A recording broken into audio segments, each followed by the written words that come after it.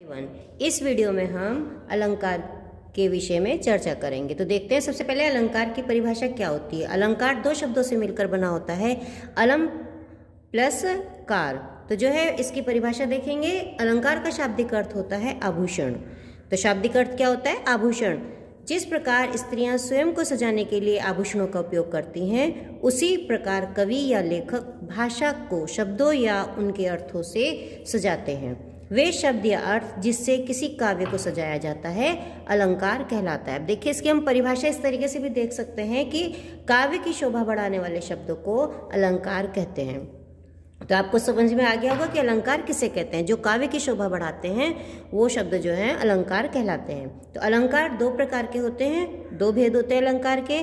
पहला होता है शब्दालंकार और दूसरा होता है अर्थालंकार। तो सबसे पहले हम शब्दालंकार से देखिए, आपको समझ में आ रहा होगा कि जब शब्दों में चमत्कार होता है, शब्दों के कारण जब शोभा बढ़ती है काव्य की, तो वहाँ शब्दालंकार होता है। जब अर्थ के कारण जो है शोभा बढ़ती है तो वहाँ पे अर्थालंकार होता है। तो देखिए सबसे पहले शब्दालंकार। शब्दालंकार हमारे तीन तरह के होते हैं, अनुप्रास अलंकार, यमक अलंकार और श्लेष अलंकार। तो सबसे पहले हम अनुप्रास अलंकार देखेंगे। अनुप्रास अलंकार की परिभाषा है, इसमें एक ही वर्ण की आवृत्ति होती है, मतलब एक ही अक्षर बार बार प्रयोग में आता है, तो वहाँ पर अनुप्रास अलंकार होता है। तो वहाँ पर अनुप्रास अलंकार होता है, अक्षर यानी कि वर्ण। अब जैसे इसके उदाहरण हैं, पहला उदाहरण देखेंगे, चारु चंद्र की चंचल किरणें खेल रही हैं जल थल में। यहाँ पे किस वर्ण की आवृत्ति हुई है? यहाँ पर च वर्ण है, च वर्ण की आवृत्ति हुई है, मतलब च वर्ण का प्रयोग बार बार किया गया है। तो वहाँ यहाँ पर हो गया अनुप्रास अलंकार। अब दूसरा उदाहरण देखेंगे, सहस बाहु समसो सकल संसार। तो यहाँ पे देखिए, आप खुद ही देखेंगे कि किस जो है वर्ण की है, किस अक्षर की आवृत्ति बार बार हो रही है। देखिए से, ये से। तो से वर्ण की आवृत्ति बार बार हो रही है, तो यहाँ पर अनुप्रास अलंकार है। फिर है नेक्स्ट देखेंगे, मन की मन ही मांझ रही। यहाँ पे कौन से वर्ण की आवृत्ति आप खुद भी जान सकते हैं। देखिए कौन सा वर्ण है ये? मैं। तो यहाँ पर मैं वर्ण की आवृत्ति हो रही है। फिर एक बहुत ही आसान उदाहरण है, रघुपति राघव राजा राम। तो यहाँ पर कौन से वर्ण की आवृत्ति है? आपको समझ में आ गया होगा कि यहाँ पर रे वर्ण की आवृत्ति है, तो यहाँ पर अनुप्रास अलंकार है। तो वीडियो को पूरी देखेंगे जिससे कि हमें जो है अलंकार अच्छी तरीके से समझ में आ जाए। तो आशा है आपको जो है अनुप्रास अलंकार समझ में आ गया होगा, सबसे आसान है। अब चलते हैं हम दूसरे अलंकार की ओर, यमक अलंकार। तो यमक अलंकार की परिभाषा क्या है? इसमें एक शब्द एक से अधिक बार आता है और दोनों जगह अर्थ अलग अलग होते हैं। कि मतलब यमक अलंकार में क्या होता है, एक शब्द एक से अधिक बार आएगा, दो या तीन चार बार आएगा और दो जगह उसका अर्थ अलग अलग होगा, तो वहाँ पर जो है यमक अलंकार होता है। देखेंगे इसका उदाहरण, काली घटा का घमंड घटा। क्या है यहाँ पर? कौन सा शब्द दो बार आया है? यहाँ पर घटा शब्द दो बार आया है। तो पहले घटा का अर्थ होता है जो काले काले बादल इकट्ठे हो जाते हैं, बहुत सारे बादल हो जाते हैं, तो वहाँ पे घटा मतलब जो है बादलों का समूह से हो गया, और यहाँ घटा हो गया कम होने से। तो यहाँ पर आपको पता चल गया ना कि दो बार घटा आया है और दोनों बार उसका जो है अर्थ अलग अलग है। फिर नेक्स्ट है हमारा, कनक कनक ते मादकता अधिकाय, जो खाए वा पाए बोराए। तो देखिए कनक कनक, यहाँ पे कनक शब्द की आवृत्ति हो रही है, मतलब कनक दो बार आया है और दोनों का अर्थ अलग अलग है। पहले अर्थ, एक कनक का अर्थ है सोना और एक कनक का अर्थ है धतूरा। दोनों का अर्थ अलग अलग है कि मतलब जो कनक माने सोना, अगर कोई सोने को पा लेता है तो क्या होता है, पागल हो जाता है, और कनक धतूरे को खाने के बाद भी वो जो है बोरा जाता है, पागल हो जाता है। तो अब देखिए नेक्स्ट उदाहरण, माला फेरत जुग भया गया न मन का फेर, कर का मन का डारी दे मन का फेर। यहाँ पे किस शब्द की आवृत्ति बार बार हो रही है? यहाँ मन का शब्द की आवृत्ति हो रही है। एक मन का अर्थ है हमारा मन और एक मन का अर्थ है माला के दाने। फिर नेक्स्ट उदाहरण है, तीन बेर खाती थी तीन बेर खाती थी। मतलब देखिए यहाँ पर क्या है, तीन बेर जो है शब्द का प्रयोग दो बार हुआ है। एक बेर का अर्थ समय है और एक बेर का अर्थ फल है। तो अब आते हैं नेक्स्ट अलंकार की ओर, श्लेष अलंकार।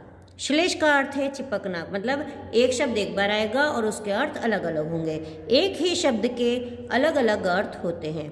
ऐसे शब्दों में कई अर्थ निकाले जा सकते हैं। जैसे देखिए उदाहरण, मंगन को देखी पट देत बार बार। यहाँ पे कौन सा शब्द है? पट। पट के कई अर्थ होते हैं। जैसे पट का एक अर्थ होता है दरवाजा, एक पट का अर्थ होता है वस्त्र। फिर नेक्स्ट है, सुरवन को ढूंढत फिरत कवि व्याभिचारी चोर। फिर है नेक्स्ट, रहीमन पानी राखिए बिन पानी सब सून, पानी गयो जो उबरो मोती मानुष चून। यहाँ पे पानी शब्द का प्रयोग हुआ है। फिर है नेक्स्ट, जो रहीम गति दीन की कुल कपूत सोए, बारे उजियारे लगे बढ़े अंधेरो होए। यहाँ पर जो है किसके लिए कहा गया है? बारे उजियारे का प्रयोग हुआ है। बढ़ने से दीपक की हुई है, दीपक से हुआ है इसका, दीपक मतलब कुल का दीपक। फिर नेक्स्ट है हमारा अर्थालंकार। अर्थालंकार में जो सबसे पहला है, इसके भेद होते हैं देखिए, उपमा अलंकार, रूपक अलंकार, उत्प्रेक्षा अलंकार, अतिशयोक्ति अलंकार और मानवीकरण अलंकार। और सबसे पहले हम देखेंगे उपमा अलंकार। जहाँ किसी व्यक्ति या वस्तु की तुलना किसी अन्य व्यक्ति या वस्तु के स्वभाव, स्थिति, रूप या गुण से की जाए, वहाँ पर उपमा अलंकार होता है। मतलब कोई भी व्यक्ति या वस्तु होगा, उसके स्वभाव की या किस तरीके से वो दिख रहा है, कोई गुण है उसका, उसकी तुलना किसी दूसरी वस्तु से की जाएगी, व्यक्ति या वस्तु से की जाएगी, तो वहाँ पर जो है उपमा अलंकार होगा। और इसकी पहचान क्या है? देखिए इसकी पहचान में है सरिस, जैसा, सा, जस, इन शब्दों का प्रयोग अधिकतर होता है। ये इसकी पहचान है। अब देखिए उदाहरण में देखिए, हाय फूल सी कोमल बच्ची हुई राख की ढेरी। क्या आ गया इसमें पहचान के लिए? सी आ गया, फूल सी कोमल बच्ची की बच्ची की तुलना किससे की गई है? फूल से की गई है। किसी बच्ची की तुलना किसी व्यक्ति या वस्तु से की गई है। तो हो गया ये हमारा, समझ में आ गया होगा आपका। नेक्स्ट है पीपर पात सरिस मन डोला। पहचान क्या बताई थी आपको? देखिए सरिस, सरिस शब्द का प्रयोग हुआ है तो समझ गए पीपल का पत्ते के तरह जो है मन डोला। फिर नेक्स्ट है मखमल के झूले पड़े हाथी सर टीला। आगे ना हाथी सर, मखमल के झूले का क्या है? हाथी से उसकी तुलना की गई है। फिर है नेक्स्ट, नागिन सा रूप है तेरा। यहाँ पे भी सा, ये आपको पहचान बताई गई थी, इससे आप पहचान लेंगे, आपको आसानी रहेगी। आशा है आपको समझ में आ रहा होगा। अब हम नेक्स्ट चलते हैं रूपक अलंकार। रूपक अलंकार में क्या होता है? देखिए, जहाँ गुणों की समानता दर्शाने के लिए दोनों वस्तुओं को एक दूसरे का रूप मान लिया जाता है। जहाँ पर किसी भी गुणों की एक दूसरे से के समान मान लिए जाते हैं, वहाँ पर रूपक अलंकार होता है। उदाहरण देखिए, मैया मैं तो चंद्र खिलौना ले हूँ। तो चांद को क्या मान लिया है? खिलौना मान लिया है।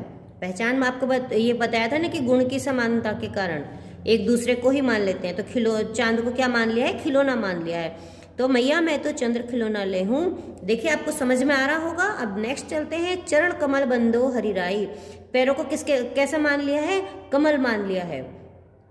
फिर मानु बस राकेश कलंकु। यहाँ पे क्या मान लिया था? चंद्रवंशी को क्या मान लिया था? कलंक मान लिया था। असुवन जल सींची प्रेम बेल बोई। आंसुओं के से सींच कर क्या करा? प्रेम की बेल को बो लिया। फिर नेक्स्ट है उत्प्रेक्षा अलंकार। जहाँ उपमेय में उपमान की संभावना प्रकट की जाती है, वहाँ उत्प्रेक्षा अलंकार होता है। इसकी क्या पहचान है? मानो, मनु, जानू, जानो, जनहू, इन शब्दों का प्रयोग किया जाता है। ये पहचान है हमारी, इस चीज का ध्यान रखिएगा, ये पहचान बताई जा रही है। तो देखिए जैसे पहला उदाहरण है, उस काल मारे क्रोध के तनु कांपने उनका लगा, मानो हवा के जोर से सोता हुआ सागर। क्या शब्द आ रहा है यहाँ पे? मानो शब्द का आ गया, प्रयोग हो गया। लड़की को दान में देते वक्त जैसे वही उसकी अंतिम पूंजी हो। क्या शब्द आ गया यहाँ पे? जैसे वही उसकी अंतिम पूंजी हो। फिर पाहुन ज्यों आए हो गांव में शहर के। ये देखिए ज्यों शब्द का प्रयोग हो गया। छू गया तुमसे की झरने लगे पड़े से फालिका के फूल। छू गया तुमसे कि झरने पड़े शेफालिका के फूल। शेफालिका के फूल जो है, जब वो बच्चा हंसता है तो ऐसा लगता है कि शेफालिका के फूल झड़ रहे हैं, तो हंसने की जो है किससे करा गया है, शेफालिका के फूल से तुलना की गई है।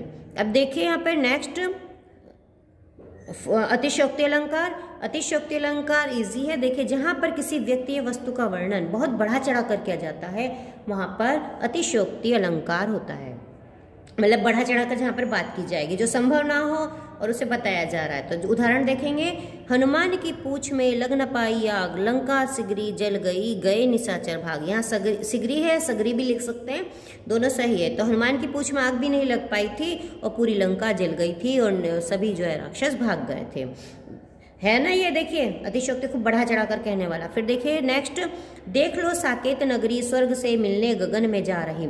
ये भी देखिए खूब बढ़ा चढ़ा करके साकेत नगरी का इस तरीके से किया गया है, इतनी ऊंची इमारतें हैं कि वो जो स्वर्ग तक जा रही हैं। फिर नेक्स्ट है, तुम्हारी यह दंतुरित मुस्कान मृतक में भी डाल देगी जान। तो बच्चे की मुस्कान को क्या कर दिया कि मरे हुए में भी जान डाल देगी। तो है ना यहाँ पर अतिशयोक्ति अलंकार, समझ में आ गया आपको। अब आगे देखिए एक उदाहरण और है इसका, आगे नदियां पड़ी अपार, घोड़ा कैसे उतरे पार, राणा ने देखा इस पार, तब तक चेतक था उस पार। देखिए समझ में आ गया कि कितनी मतलब बढ़ा चढ़ा करके नदी पड़ी थी और राणा ने इधर देखा था, घोड़े पे सवार था, वो कैसे पार जाएगा, इतने में वो इधर उधर देख ही रहा था, सोच ही रहा था, इतने में जो घोड़ा जो उसका चेतक नाम का जो घोड़ा था वो एकदम से दूसरी तरफ पहुंच गया। फिर नेक्स्ट है ये हमारा मानवीकरण अलंकार। मानवीकरण अलंकार में देखिए, जहां जड़ पर चेतन का आरोप हो तथा जड़ प्रकृति पर मानवीय भावनाओं तथा क्रियाओं का आरोप हो तो वहाँ मानवीकरण अलंकार होता है। मतलब किसी भी प्रकृति का मानव के से जो है के रूप में उसका वर्णन किया जाता है, वहाँ पर मानवीकरण अलंकार होता है। आ गया समझ में आपको। अब देखिए इसका उदाहरण, मेघ आए बड़े बनठन के सवर के। तो मेघ की तुलना किससे की गई थी, दामाद से की गई थी, मेहमान से की गई थी। ऐसे ही आए बसंत महंत, यहाँ बसंत की तुलना किससे की जा रही है, महंत की। ये प्रकृति हो गई, मेघ भी प्रकृति में आ गया, बसंत ऋतु भी जो बसंत का मौसम जो है वो भी हमारा जो है प्रकृति के लिए आ गया। फिर नेक्स्ट है, जगी वनस्पतियां अलसाई मुंह धोया शीतल जल से। वनस्पतियां देखिए ये आ गया ना प्रकृति। गेहूं के पौधे इस तरह झूम रहे थे जैसे कोई नागिन अटखेलियां ले रही थी। गेहूं के पौधे क्या हो गए, हमारे प्रकृति इससे संबंधित है, तो ये जो है जड़ चीज हो गई है, तो ये नागिन सी अटखेलियां कर रही थी। अब देखिए आशा है आपको जो है सभी अलंकार समझ में आ गए होंगे। वीडियो को अंत तक जरूर देखना और पसंद आए तो लाइक अवश्य करना।